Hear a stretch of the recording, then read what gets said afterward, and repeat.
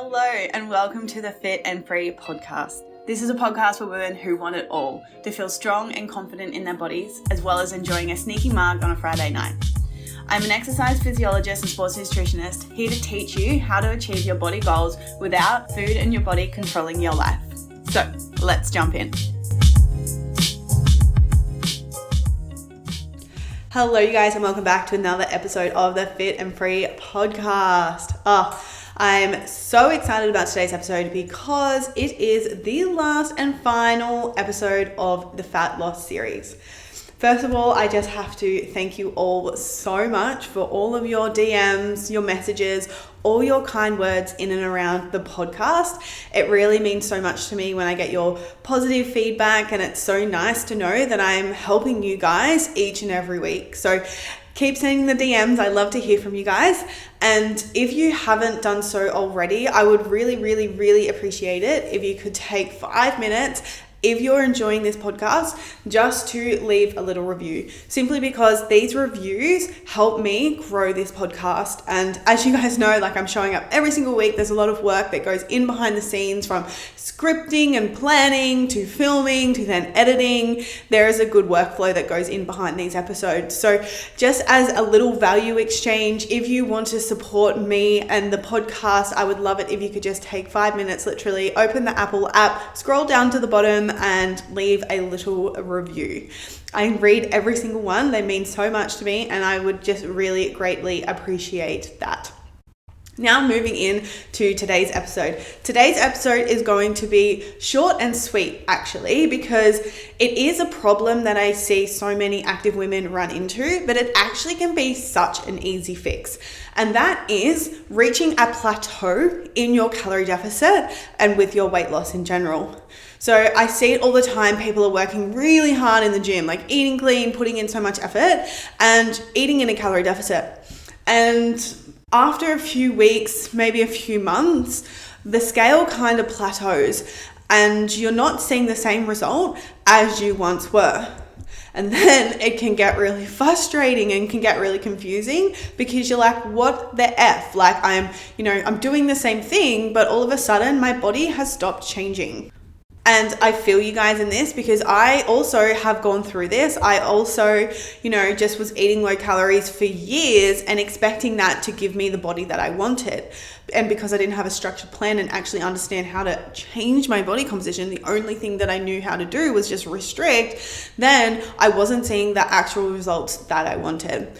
Because this is one of the biggest mistakes that people make is they just eat in a calorie deficit and they stick to their calorie deficit, but then they think they just need to stay in the calorie deficit and that's going to give them the results that they want. And I see so many women getting stuck in this place of just eating in a calorie deficit and then in this place of a plateau and not knowing what to do. And what they do is just stay in the calorie deficit because there's a part of them that is so freaking afraid to increase their calories because they're so afraid of regaining the weight that they have lost, which is completely understandable, right? You've put in so much effort, you've lost weight, and then the thought of undoing that is no, I do not want to do that.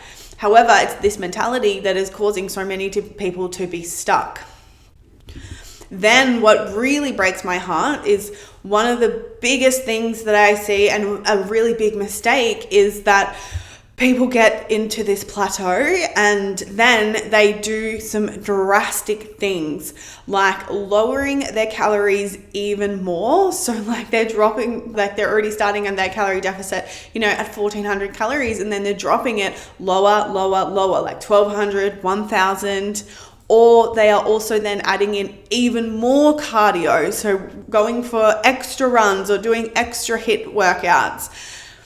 Or on the other side of it, I see people is they get to this point where they reach a plateau and then they think that they need to change everything. Maybe they need to change their diet. So maybe they were counting their calories, then they were like, oh, this isn't working anymore. It must be the calorie counting. So then I'm going to try keto. Just cutting out carbs is going to give me that new response and that's going to work. Or maybe they try paleo, maybe they try vegan, maybe they try the 1200 calorie diet, right? They simply just completely change what they're eating and how the style that they're eating, because they feel like it's the style that's causing the body to change.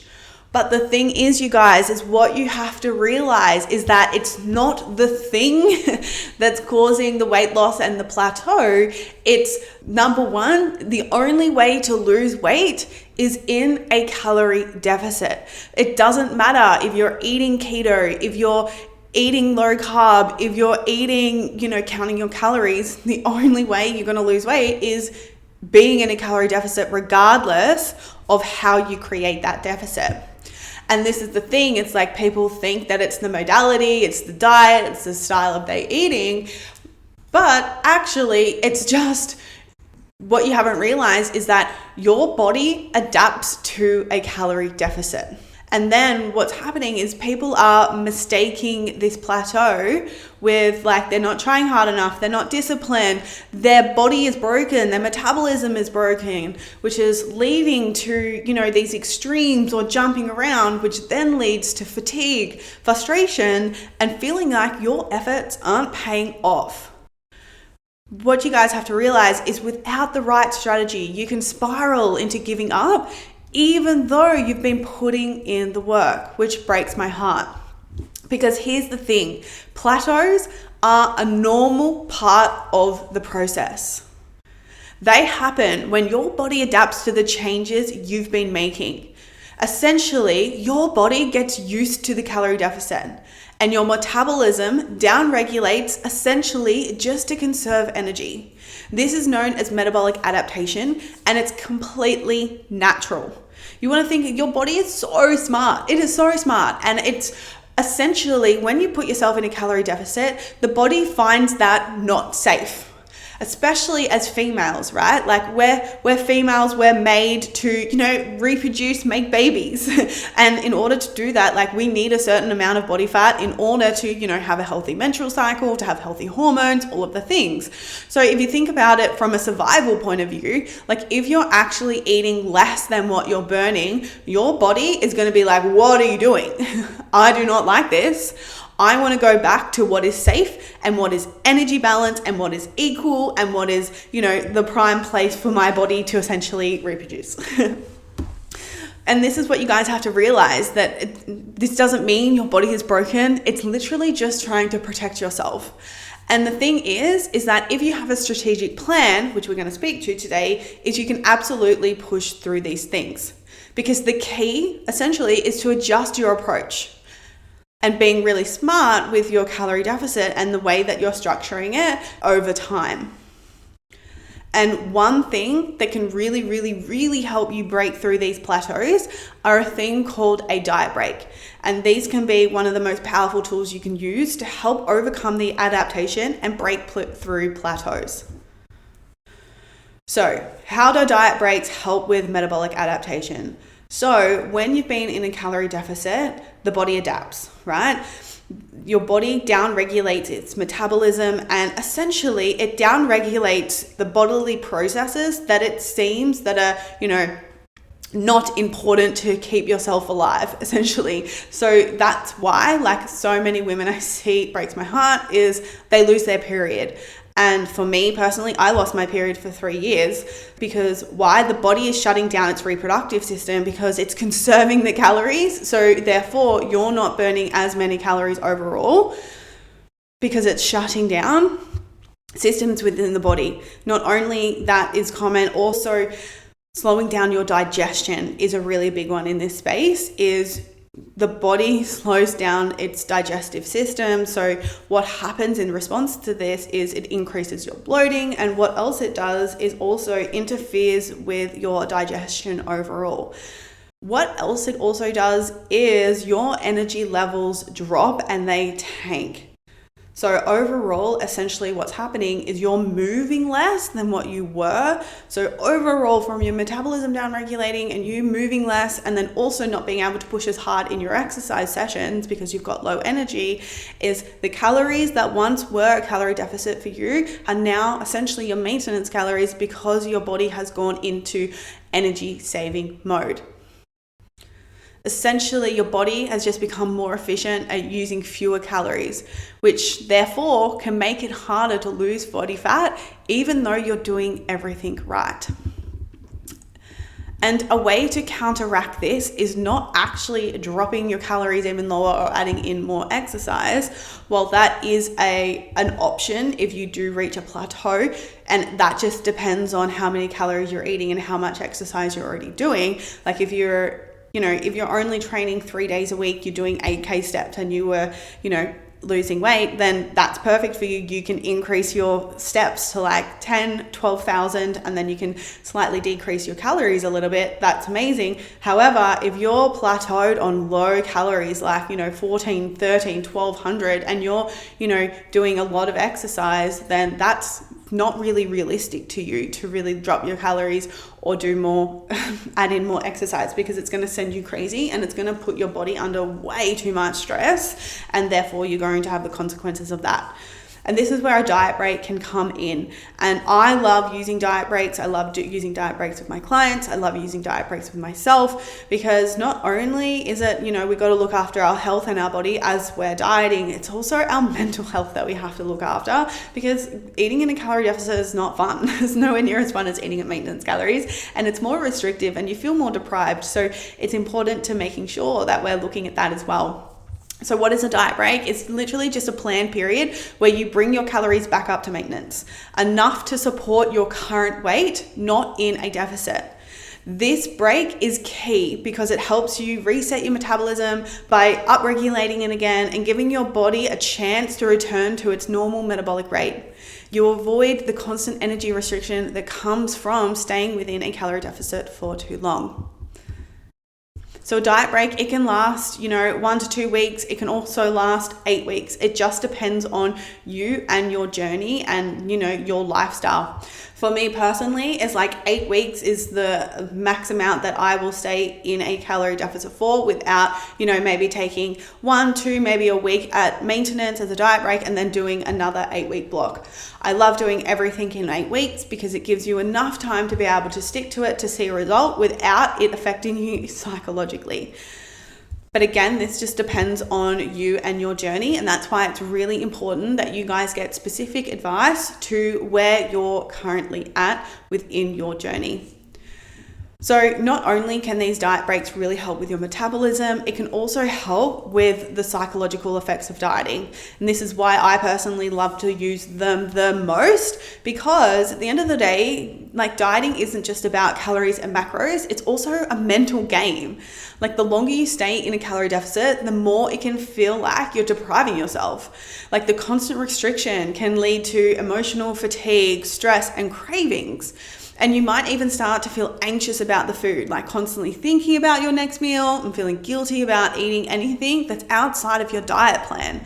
Trust me when I know, like, I've been there. I remember going out for dinner and like the only thing that I could think about is the calories of the food. And that's because I was in this constant chronic calorie deficit because I was so afraid of eating more food, right?